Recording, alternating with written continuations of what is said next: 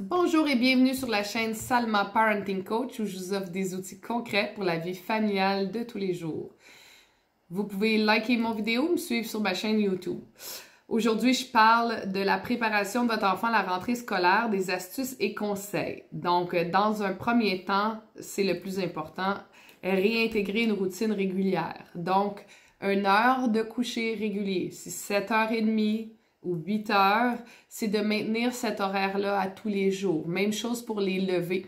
J'aime beaucoup la petite horloge Gros Clock. Lorsque mes enfants étaient plus jeunes, ça aidait mes enfants à me dire « Bon, ben là, il est trop tôt, 5h du matin, c'est trop tôt pour se lever. » Mais quand l'horloge arrive à la bonne heure c'est le matin, il y a un petit soleil qui arrive et ça les aide à l'identifier. Aujourd'hui, ils sont rendus plus vieux, ils ont encore leur gros clock, mais c'est écrit avec des chiffres et ils comprennent que 5h et 6h du matin, parfois c'est trop tôt, donc 7h, c'est l'heure ajustée pour leur réveil. Fixer les heures, c'est une chose. Dans un deuxième temps, les routines du matin. Donc, ce que j'aime beaucoup, c'est de préparer en avance la veille. Donc, tout dépendamment de l'âge de vos enfants, ils peuvent avoir sorti leur linge en préparation à s'habiller le lendemain matin. Comme ça, c'est une tâche de moins à faire le matin quand on part pour aller à l'école.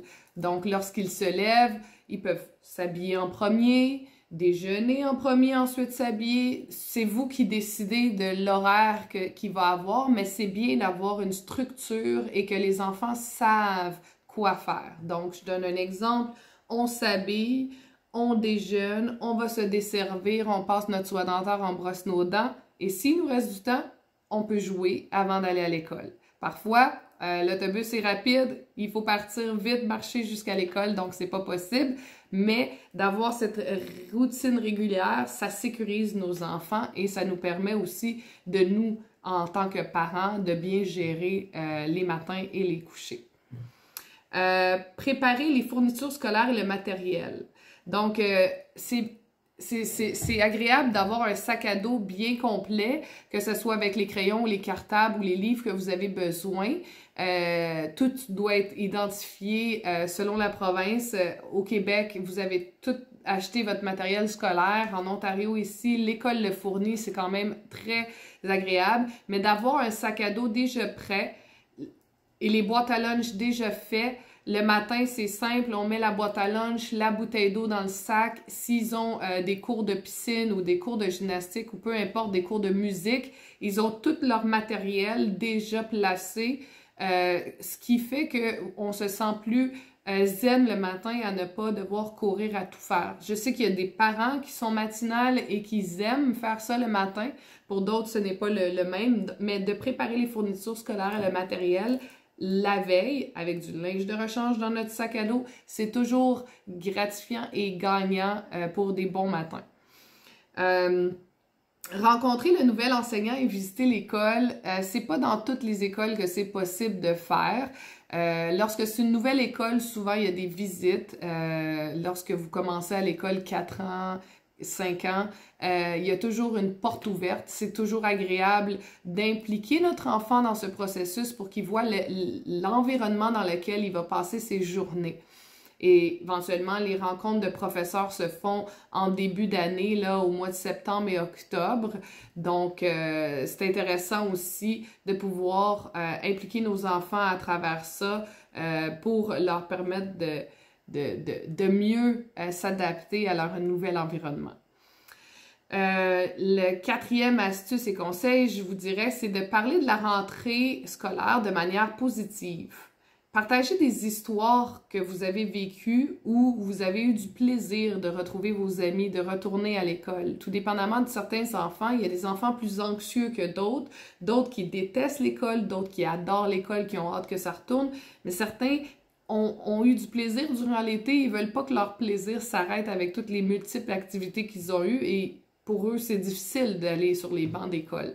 Donc, encouragez les attentes positives, discuter des activités qu'il va y avoir aussi dans le parascolaire si vos enfants sont inscrits à des activités de sciences, des activités en lien avec l'Halloween qui s'en vient ou des cours des cours sportifs que vous avez après l'école également. Il y a aussi plein de clubs qui se passent sur l'heure du dîner là, dans plusieurs écoles. Donc, ça peut mettre un peu de plaisir à travers tout ça en les encourageant là-dessus. 5, préparer des repas et collations saines. Donc, de planifier les repas en avance. J'ai d'autres capsules par rapport à ça. Mais aussi de faire participer nos enfants dans les choix de collation. J'y vais toujours avec des choses santé. Je veux des légumes, je veux des fruits, un yogourt ou un fromage. Par la suite, des petites gâteries, je vous dirais que je les garde souvent le vendredi, une fois par semaine. C'est pas tous les jours. Il n'y a pas de pâte d'ours puis de sucre dans les boîtes à lunch. Je sais que certains parents vont mettre des bonbons puis des chips, c'est votre choix, mais d'encourager des repas santé équilibrés pour vos enfants va avoir une meilleure concentration, des meilleures habitudes saines, là, je pourrais dire, arriver là. Donc, et la 6e astuce et conseil, c'est de réduire l'anxiété de la rentrée. Donc, comment on peut aider notre enfant à réduire son anxiété? C'est en lui donnant des stratégies de relaxation.